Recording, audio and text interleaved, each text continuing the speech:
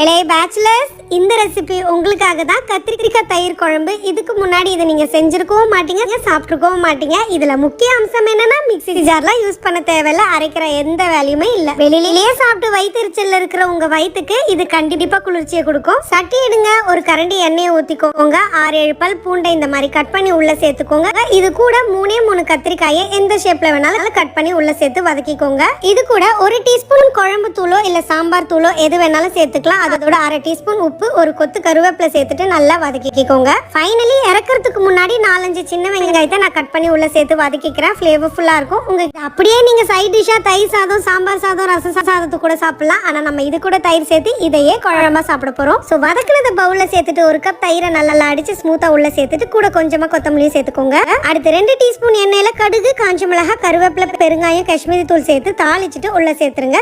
செமையா இருக்கும். எப்படி?